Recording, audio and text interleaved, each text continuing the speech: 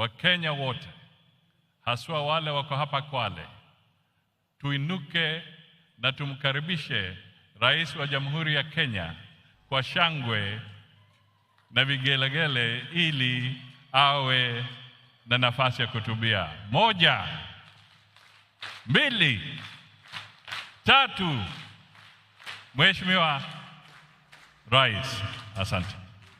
Asanteni sana. Tafadhali tunaweza kuketi chini. Thank you very much.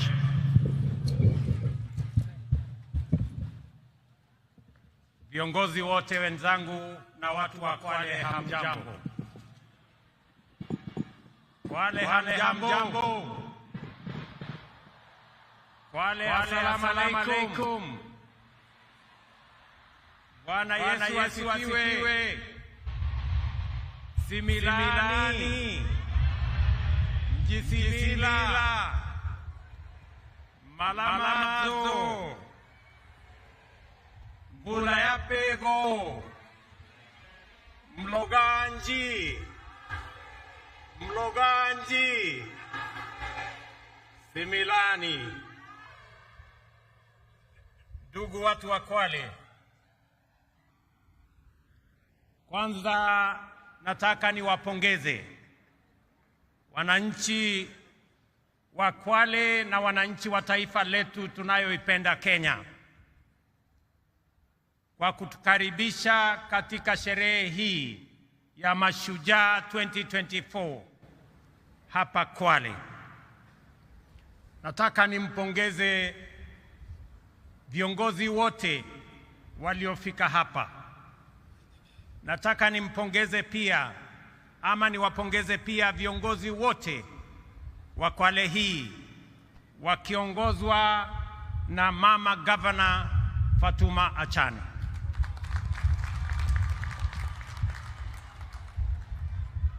Kama kungekuwa na taswishi yoyote kwamba mama Muislamu anaweza kuwa kiongozi na awe governor, sasa hiyo taswishi imeondoka kwa sababu Fatuma Achane ni governor wetu wa hapa Kwale. We can now confirm without a doubt that women leadership has a firm place in the Republic of Kenya. Pia leo asubuhi tumekuwa na jambo la kihistoria tena. Kwa mara ya kwanza katika taifa letu, mwanajeshi mama kuongoza sherehe hii. Luteni Kanali Faith Mwangandi, huyo mama hapo, mpigie makofi jameni. Kudhihirisha tena kwamba mama wanaweza kufanya kazi zote. And that is why we, the people of Kenya, are proud defenders of our freedom and aspire to become and remain free and sovereign.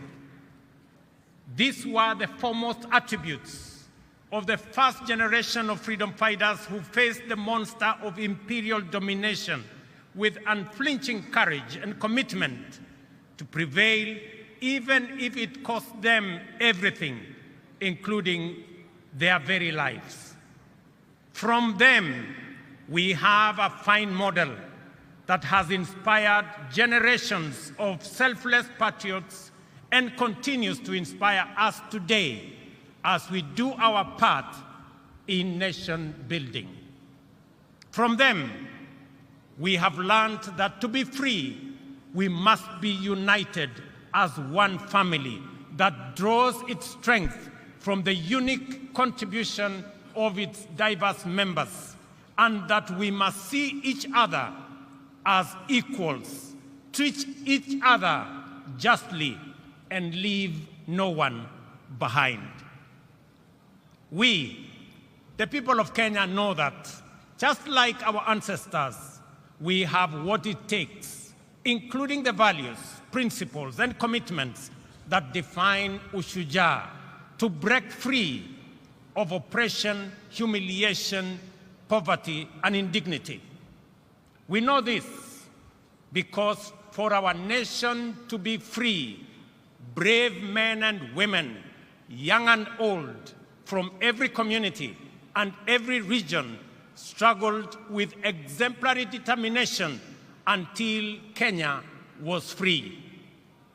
We know this because everywhere you go in Kenya, the echoes of heroism, histories of sacrifice, and legacies of historic struggle by ordinary people who achieved extraordinarily endure to date. Our heroes did not hail from one village or speak one language. Our heroes are numerous and diverse, united by a principled commitment to confront an unjust, exclusive, and oppressive system in pursuit of a noble vision of national liberation. This unity of purpose motivated the icon of courage, Mekatilili Wamwenza, and her generation of champions from every part of Kenya to resist colonialism, as well as Ronald Ngala and his fellow freedom fighters who advocated independence and decentralized government, which was an early fashion of devolution. In confronting colonialism, Mekatilili Wamwenza did not seek to free her village or region from occupation by a community. Instead, she resisted the structures and institutions of a system of exploitation and tyranny in the knowledge that defeating it would free a whole nation. This is the same spirit embraced by our freedom fighters, such as Otenyo Nyamantere and Mora Ngiti from Kisii, Wanameme Masinde in Bungoma, Oigo Paul Agwech and Oyuko Fipi Ambio in Kisumu, Igogi Teresa Kiambi in Meru, Kalondu Matheka Mbalu in Makueni, and many others. The great lesson that has been passed down to us from their era and which we must faithfully transmit clearly and boldly to the future generations is that every citizen of Kenya is a full and equal member of our political community, entitled to make a contribution to nation building and with an inalienable right to a full, just, and fair share of all the benefits that accrue from our development. No proposition to discriminate or to unjustly diminish one while enlarging another's right is admissible anywhere. Therefore, any formula seeking to exclude, alienate, or disenfranchise any person, group of community for any reason is repugnant to the very essence of our nationhood. We are one people, and Kenya is one united, indivisible, and sovereign nation. Ladies and gentlemen, freedom came at great cost and was won against overwhelming odds. It called for a capacity to embrace immense sacrifice and willingness to pay the ultimate price. We remember them and appreciate their sacrifices. We recognize their achievements and acknowledge that the nation we have today, with its past history and future prospects, is a legacy of their work, commitment, and life. Every day, the Constitution commands us to honor our freedom fighters who struggled heroically to bring freedom and justice to our land by living up to the spirit of Mashujaa in the way we relate with one another, pursue our vocations, and build our nation. Article 10 of the Constitution shows us how to be Mashujaa in our own way, day by day, every day. The freedom fighters were inspired by enduring universal principles and values which have transcended generations and live with us today. Unity, sharing, integrity, courage, determination, and patriotism are our sources of strength in the face of difficulty, risk, and danger. The struggle for freedom is the overwhelming and everlasting mission of humanity, because in freedom lies the opportunity to achieve peace and democracy, health and wealth, justice and dignity, equality and inclusion, as well as unity in the pursuit of prosperity individually and collectively. Freedom is the key that opens the door to sustainable progress in every sector. That is why today we are a modern, competitive economy and a devolved democratic society. Our freedom has allowed us the space to grow and perfect our nationhood, sustaining the spirit of freedom to evolve from the monopoly of liberation movement into a dynamic, pluralistic society where competition makes us stronger. Since the ultimate goal of freedom is sustainable development, the heroic struggle of our time must focus on achieving this through inclusive growth. The Mashujaa of our era calls for urgent mobilization. The dedication we bring to these tasks will determine how well we uphold the legacy of Mekadilili, Wamenza, and other freedom fighters. This fact is abundantly clear to us. The persistent unemployment, severe poverty, increasing inequality, and general growth by increasing investments in infrastructure development, essential service delivery, and the productivity of key strategic sectors.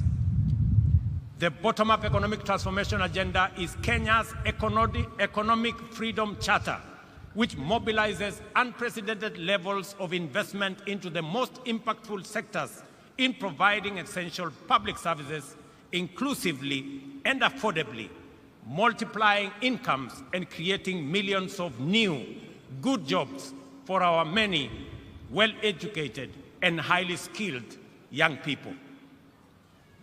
The priority sectors identified as the strategic pillars of the bottom-up economic transformation agenda have enabled us galvanize the national development agenda by mobilizing local and foreign investments, significantly improving the reach, efficiency, and impact of services, and creating jobs at a sustained incremental rate. We are driving agricultural transformation through major interventions across all value chains, including fisheries and aquaculture, horticulture and food crops, livestock, beekeeping, and rangeland development. Investments are being made to boost production and supply of quality inputs, provide extension services, reduce post-harvest losses, and maximize returns for producers. These efforts are aimed to increase economies of scale through aggregation, agro-processing, value addition, and exports.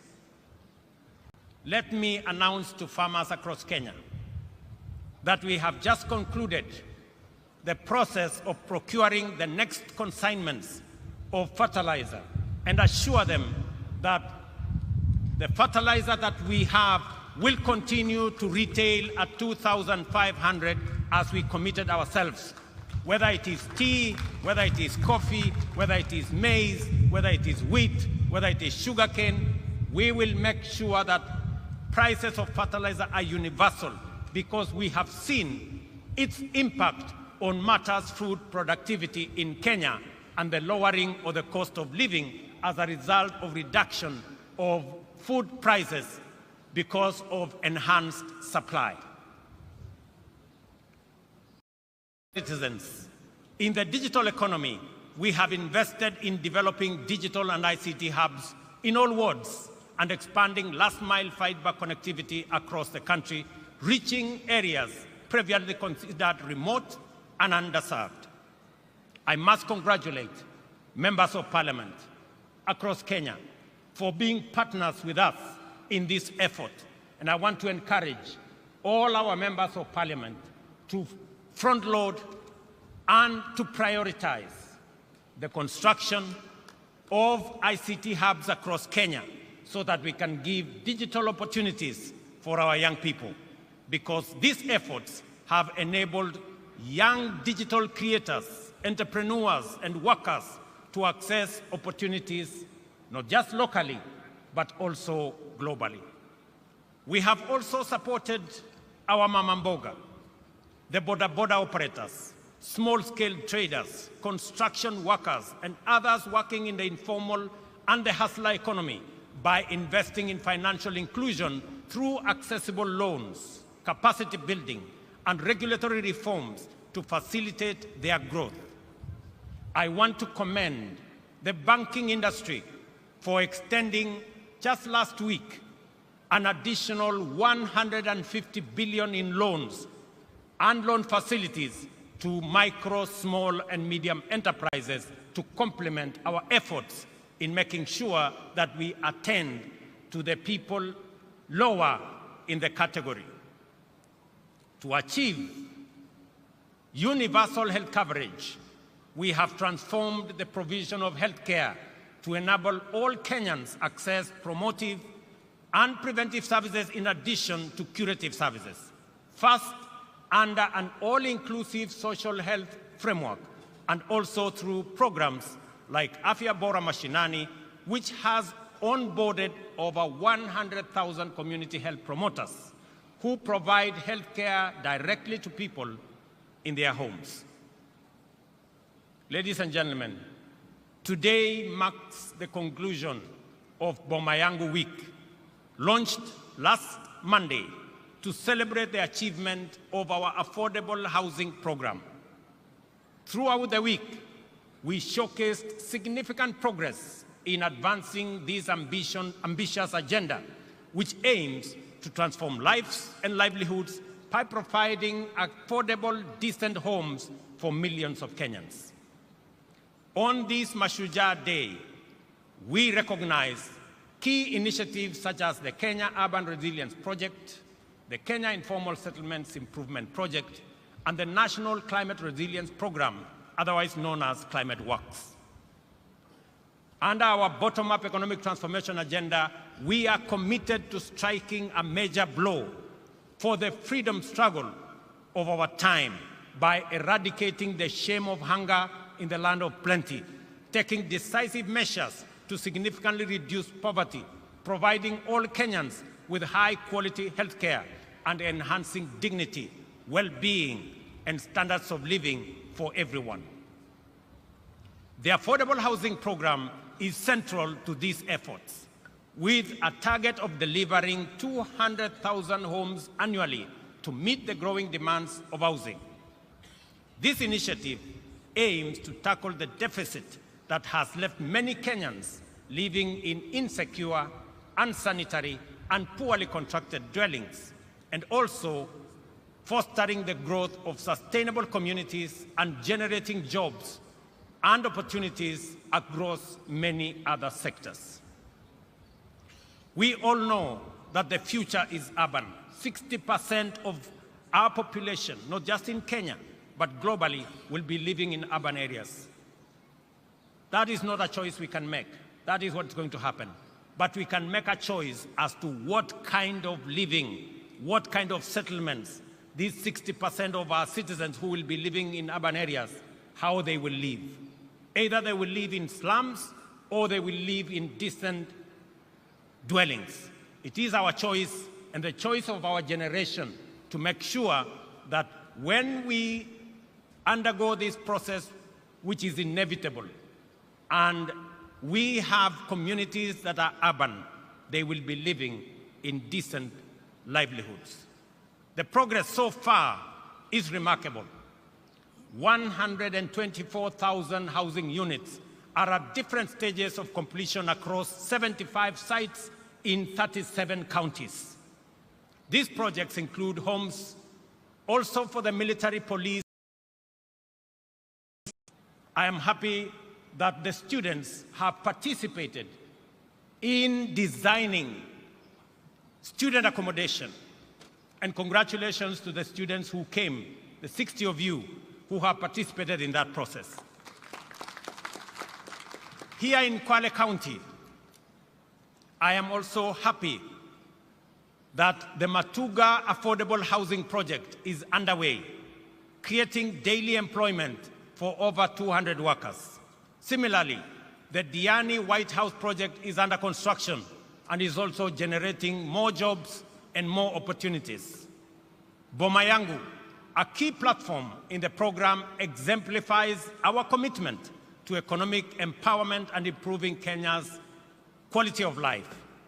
This online portal aggregates housing demand with over 547 registered users, of whom 52,000 have collectively saved more than 2.3 billion towards home ownership. These numbers represent real individuals striving to achieve their home ownership dreams. For example, Joseph Cairo from Ruiru, who began saving on Boma Yangu and has now accumulated an impressive 895,000, more than half the cost of a one-bedroom unit. Similarly, Jemima Nyaboke, a businesswoman living with disability in Nairobi, has saved 650,000, steadily and surely bringing herself closer to home ownership. Jane Mumbi Mushina, a widow and a mother of two from Nakuru, will soon move from her rented unit, which costs 1,500 monthly, to her own one-bedroom home after patiently and with determination saving for it. Likewise, David Gagiri, a 44-year-old Juakali artisan and a father of 4, is rearing and nearing the completion of his savings to move into his own house.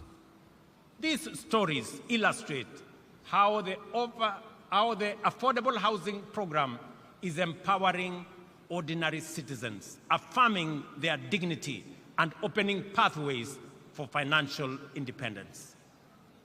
In December this year, just a few months from now, we will achieve a major milestone by handing over 1,080 new studio units at the Mukuru Meteorological Site in Nairobi, with mortgages priced at $3,200 per month.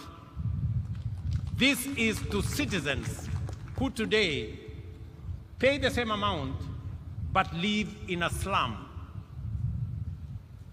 Rent that does not qualify them to own the dwelling finally. The revolutionary dimension of this milestone is that finally, mortgages will no longer be the vocabulary of a lucky few, but an accessible, feasible, and convenient instrument of bottom-up empowerment, making home ownership affordable and therefore attainable. The program's benefits extend beyond housing. So far, the Affordable Housing Program has created over 160,000 jobs throughout the housing value chain.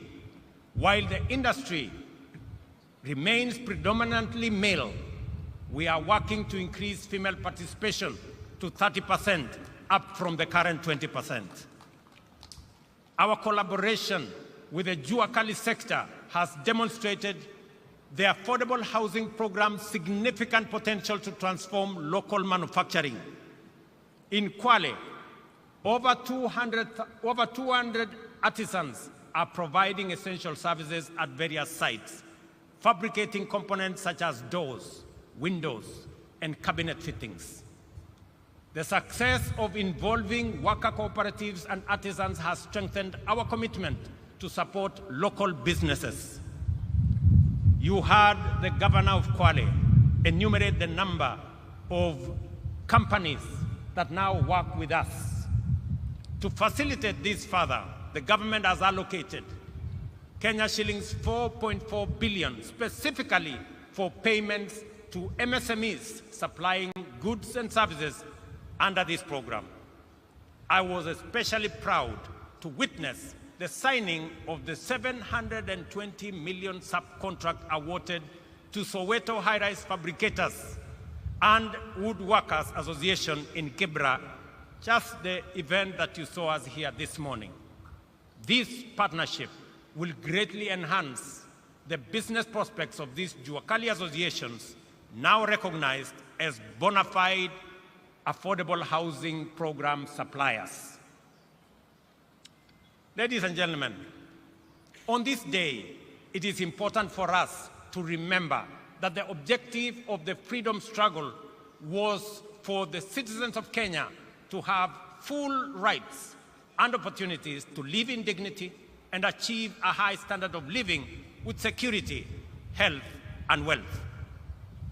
As we implement affordable housing program, therefore, we must at the same time move quickly to complement it with initiatives that promote health and well-being of the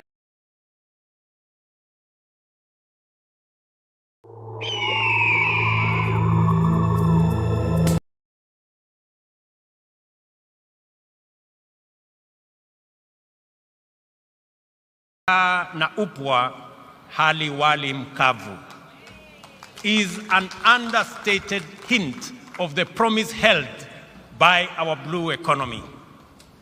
Because of the Indian Ocean, Kwale County and coastal region as a whole abound with transformative opportunities of an immense magnitude. At present, the blue economy contributes 20 billion to the economy annually and is expected to increase to over 80 billion in 5 years. This transformation will create thousands of jobs and stimulate regional economy through increased investment in various industries, enhanced export manufacturing, and expanded overall economic activity. To begin with, we are investing Kenya shillings 2.7 billion in the construction of fish landing sites and markets equipped with cold storage facilities across the country, with 1.2 billion allocated specifically to the coast region. Additionally, we are releasing 1.7 billion in grants to support 612 fishing cooperatives and groups in the region. I must commend the Ministry of Mining and Blue Economy for an excellent job that they are undertaking. The Shimoni Port, Kenya's first dedicated fish port, is now 82% complete. I came to start that project months ago. I'm very happy with the progress that is made. Once finished, it will boost the fishing industry by increasing the handling capacity by 50,000 metric tons of fish annually, thereby promoting value addition for both domestic and export market. To promote and enhance aquaculture and mariculture in the country, the government is investing 2.4 billion, including 1.4 billion allocated specifically for the coast region in the development of the National Mariculture Resort here in Kwale County. This center will serve as a catalyst for the growth of productive and profitable mariculture. It will function as a marine fish seed breeding and multiplication center, facilitate research and innovation in mariculture, and offer training for fish farmers and students. To increase fish production and facilitate the transition of fisherfolk to deep water and exclusive economic zone fishing, the government has procured and distributed 123 fishing boats to local communities. And additionally, we plan to acquire deep sea fishing vessels for offshore fishing with a total budget of Kenya shillings 600 million allocated for this purpose this year. Ladies and gentlemen, the affordable housing program, healthcare reforms, and blue economy investments go beyond infrastructure. They embody our commitment to dignity, opportunity, and prosperity for many Kenyans. We invite the private sector to join us and drive up the scale of these initiatives to provide opportunities for more Kenyans to take part in achieving lasting transformation. Together, we are building a brighter future where every Kenyan has the opportunity to thrive and winning the freedom struggle of our time. Let us remember the example of our first Mashujaa and be inspired by their values, achievements, and legacy. Let us do our part to promote national cohesion and inclusion and to combat division, tribalism, and exclusion.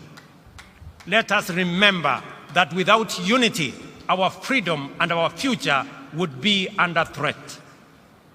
Together, we are unstoppable in pursuit of our aspirations and immovable in the face of any challenge. By embodying, championing, and defending our national values and principles of governance every day,